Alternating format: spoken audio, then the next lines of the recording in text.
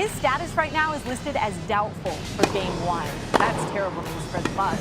Giannis missed the final 2 games of the Eastern Conference Finals after suffering a hyperextended left knee in Game 4. He's not messing around on those second serve returns. No, he is taking full cuts, and then when he's coming in, I love how he's playing these volleys. He's not necessarily going for the winner. He's hitting it deep and forcing Medvedev to come up with something special. Very difficult to do from a deep ball on these grass courts. Against a big guy up at net that covers it but he's officially listed as doubtful for Game 1 of the NBA Finals, and so without him, the Bucks are going to need to continue to try to win by committee, as Chris Middleton detailed. When Giannis is out there, a lot of times you can just give him a ball, let him go to work. A little more heat on that second serve. Yep. Nice response, 109 miles per hour. Guys have done a great job of adjusting with him not out there in 2 of the most important games of our season. You can't replace a player of the caliber of Giannis. It's even more impressive what he does and what he's done since he's been injured, continuing to be vocal, if not even more vocal, pulling players aside individually. Beaten for pace a lot today. Sure most of the players that they talk about playing in here when the roof is closed say it's a little bit slower. The court plays a bit slower, but it feels like for him anyway, it's been faster today. It's been caught late a lot. Ultimately, the decision of whether or not Giannis Antetokounmpo plays is going to be just Hurkacz taking it to him a little bit more, just being more aggressive than he was yesterday. Giannis himself as well as the medical staff, but if he is unable to go, the Bucks are going to continue to rely on Chris Middleton. As Drew Holiday said, we rode his shoulders all the way to these finals. They may need to if Giannis is unable to play. What a point! Medvedev, I think, thought he had it won on the previous shot. Hurkacz doing everything he can to stay alive. Advantage Medvedev. He's moving a lot better today as well. He is. It's not maybe his strength, but he's doing a nice job of running down and making Medvedev play those extra balls. That has not stopped confidence in Paul in Vegas heading into Game 1. Paul, age 36, currently has the shortest odds to win MVP in his first finals. That, according to our friend at Caesars William Hill. Fully committed, you know what you have to do, and he came in here with that one goal in mind, and he did it. A fantastic performance, and through to his first ever major quarter-final, and what a place to do it here at Wimbledon. And do it in sensational style, taking out the world #2 in 5 sets. And he has to be pumped about everything that's happened here. And it's Lee McKenzie, courtside. Well, Hubert, congratulations. You started yesterday outside, you finished on centre court under the roof, and you are through to your first ever quarter-final of a Grand Slam.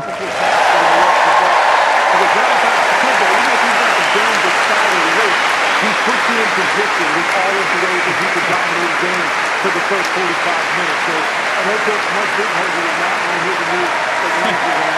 Yeah, I mean...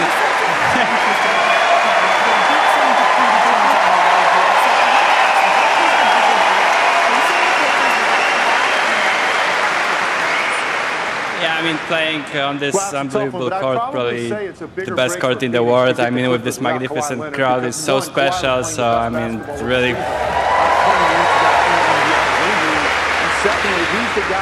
I mean, it really means a lot to me. I mean, Daniel's an unbelievable player. I mean, we were battling yesterday on the court too, and then we came back today to finish the match. I mean, it's it was a tough match. I mean, Daniel is really unbelievable. He's #2 in the world, and he has unbelievable skills. And yeah, I mean, so being here, being able to win that match in front of you guys is so big for me. So I mean, it feels great.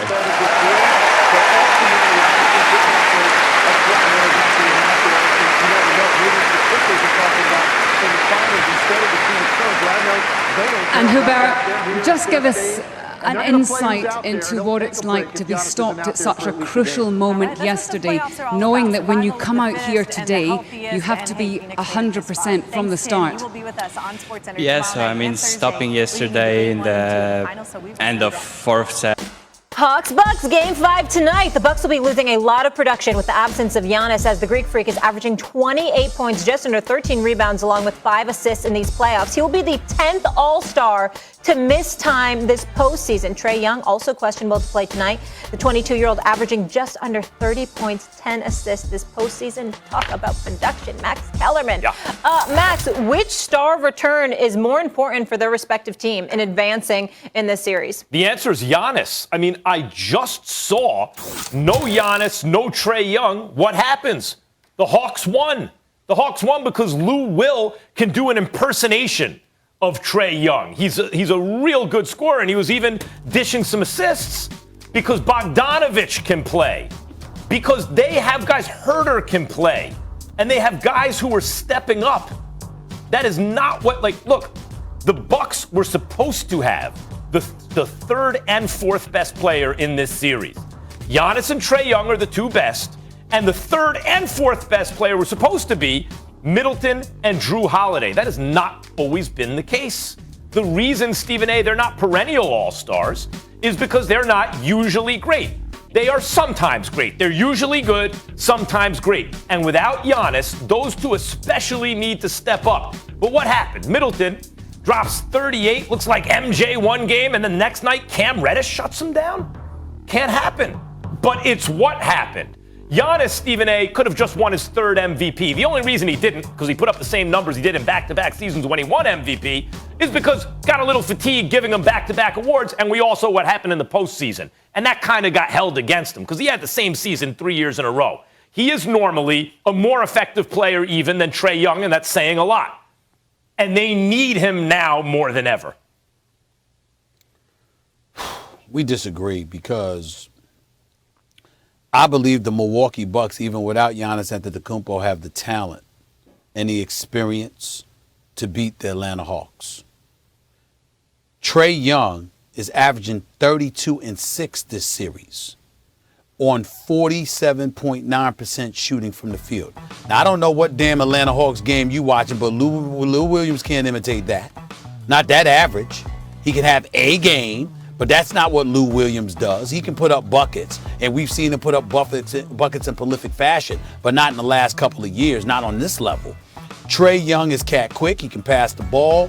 He forces you to spread your defense out, opening up lanes for guys on the interior, not to mention creating open shots for other dudes, as opposed to just taking dudes off the dribble one-on-one or catching and shooting like Lou Williams does. Here's the reality of the situation, and this is why I continue to say he's the most important player, because without Trae Young, I don't believe the Hawks have a chance of winning this series. If Trae Young is there, you have a chance even with Giannis healthy. So imagine what chance you'd have without Giannis there. That's how I view it. I think with Middleton and Drew Holiday, what they're supposed to be, Max, should be enough to beat the Hawks, which is a more accurate way to say that. What they're supposed to be with the Atlanta Hawks, it's all about Trae. If you're talking about getting to the NBA Finals, it's all about Trae. What they're supposed to be, I agree with you. And that's what I'm challenging. You know, it's not like Collins had a great game last game, but he might be the third best player in the series. Like, you have some guys to choose from. Who's the third or fourth best player in the series? Brand name-wise, it's Middleton and Holiday. They've been around. They've each made at least one all-star team. Middleton's made 2. But in fact, not just by reputation, but in fact, that has not always been the case, even in this series. And that's the problem. Giannis is the guy that makes the Bucks, oh, wait a minute, you got to deal with this. And now, hey, let's get a little contribution from Middleton. We can win this thing. But without Giannis, not only does Middleton have to show up every night, but Drew Holiday has to take over running the offense. Now, I think they could do it. I thought they could, especially against the team in Atlanta. It's not like they're playing Brooklyn. But they got to do it. They haven't done it so far. Yeah, but I think that what you're trying to say is that they have to do it, and I'm saying one of them has to do it. If one does it without the other, they could still beat the Hawks. If Trae Young ain't there to do it, they ain't winning. They're not winning. I think your argument would be... That's what I'm saying. I think your argument would be a lot more persuasive, and I might have even agreed with it had I not just seen it in Game 4. Well, you got to remember. Well, you got to remember, it's a couple of things that happen, right?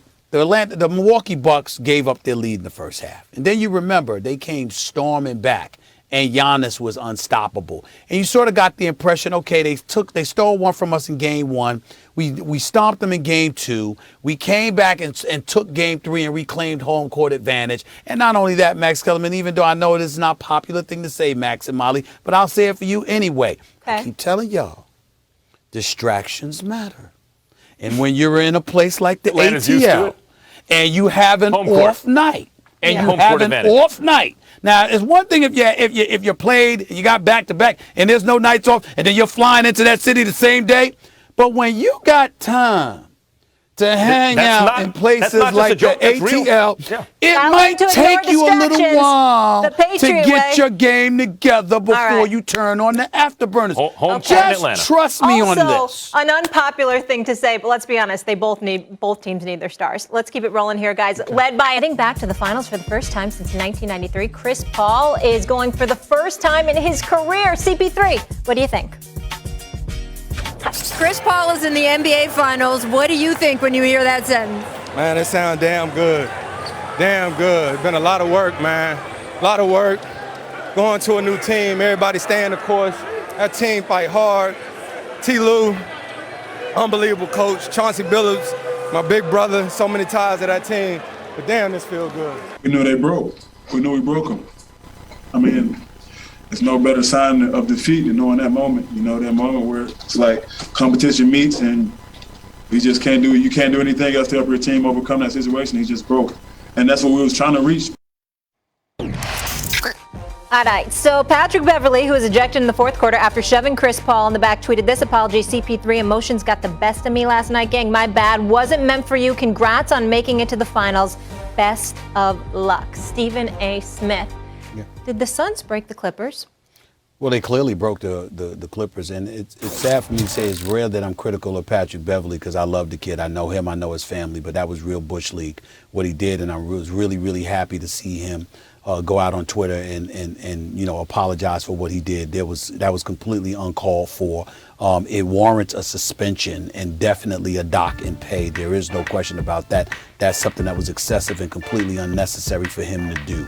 Because you never know what could have been the physical repercussions from just a push. If Chris Paul had landed wrong way or anything like that, you just never know.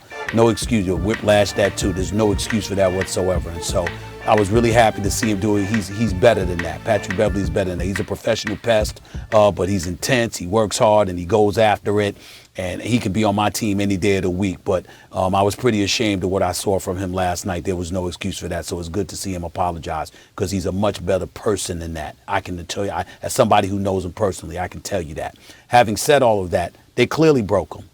They clearly broke him because after, being up 3-1 and then losing to the Clippers in Game 5, they stepped in the Staples Center on their home court, and everything the Clippers gave them last night, Phoenix Suns had an answer for. Primarily CP3. A little Devin Booker sprinkled in there as well, and Crowder hitting a couple of threes early and what have you. That definitely contributed, but in the end, it was the greatness of CP3 who reminded them there's levels to this. And apparently the Clippers still have a few dudes that ain't on that level.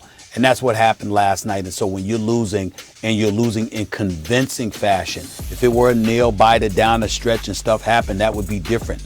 But when somebody is busting your living, you know what, like CP3 was doing to all of them last night and just answering everything they threw at them, hey, that's what happens, and that's what it did. I remember, I know CP3 definitely did an acting job because DeMarcus Cousins did not connect with the elbow. But what DeMarcus Cousins missed is that the camera caught his intent. He clearly tried to hit him with the elbow and just missed. And so CP3 did a great acting job and compromised the Clippers in that regard as well. In the end, the Clippers knew that they didn't have enough, and they resorted to some tactics that are highly questionable. And it's just sad that it ended that way, but it's not that sad because everything is all right. Everybody's okay. And that's where you go with it. The Suns did not break the Clippers. They may have broke Patrick Beverley, but Patrick Beverley fixed himself by sending out that tweet, Stephen A. I agree with you. He messed up. He was, Chris Paul was going off. Patrick Beverley was helpless to do anything about it. He's a very competitive guy. His emotions got the better of him. He messed up, and then he owned it. So So there's that. But I don't think they broke the clip. Look, the Clippers are clearly better than the Suns. They were missing their best player. Kawhi Leonard didn't play, and they still were playing in a game 6. And by the way, that was with the Suns. They won those 2 games at home without Chris Paul by the skin of their teeth. They were lucky to get 2 home wins by 1 possession when the other team didn't have their best player. Come on. That's not getting broken. That's actually showing you that the Clippers are better than the Suns. They just weren't. If you take the best player off of any team, usually even the second best player, they can't win. Of course not, especially in a team that was constructed top-heavy. And all the best teams are constructed top-heavy. Any team that can get their hands on an MVP caliber max contract player does. And any team that can get 2 of them, they do that too. And if one of them isn't there, AD, James Harden, Kyrie Irving, we've seen it throughout these playoffs. If one of them isn't there, that team's not going to win, period. It was a valiant effort by KD to get to a game 7. Even though they lost 4 out of 5, it was a valiant effort for any team to extend a series without their best player. That's all that happened to the Clippers. You were born in the Bronx, were you not? Correct.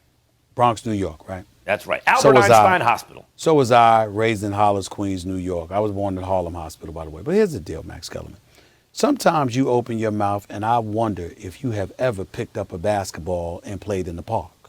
I really do. I find myself scratching my head. Have you ever physically competed on any level in anything?